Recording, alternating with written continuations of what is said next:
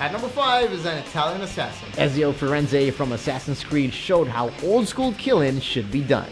His ability to climb and run on the rooftops is unrivaled in any game. It is also cool to watch him disappear in a crowd, but murder is his calling card, and that's what he does best. He'll drop by for the kill and poof, he melts with the masses. So sweet. We got a sneaky little thief at number 4. If you happen to live in a steampunk metropolis and want something stolen, no one does it better than Garrett, the title character in the Thief series. Using some nifty tools, Garrett easily blends with the shadows. Using his trusty blackjack club, he can knock guards out with a swing from behind and his target always ends up in his pocket. He is very, very sneaky. An agent on the loose hits number 3. When Sam Fisher first appeared in Splinter Cell, his trusty night vision goggles became iconic in gaming history.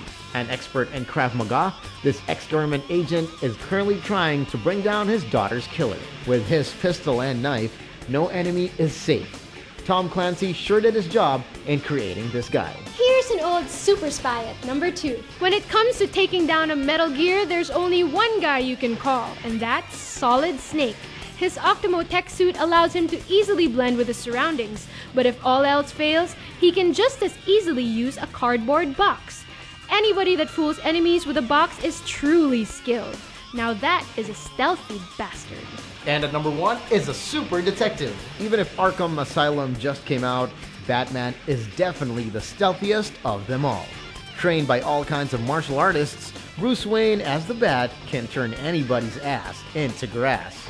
All his cool gadgets are unrivaled and nobody is feared more. This dude is so stealthy that villains do not hear him when he uses that noisy grappling gun. You can't train that skill. Hey, he's Batman. We are all about stealth today, and who better to feature on Max Gaming than the hero that strikes in the night, the bane of all villains. He is Not Darkwing Duck, we're talking about the Batman.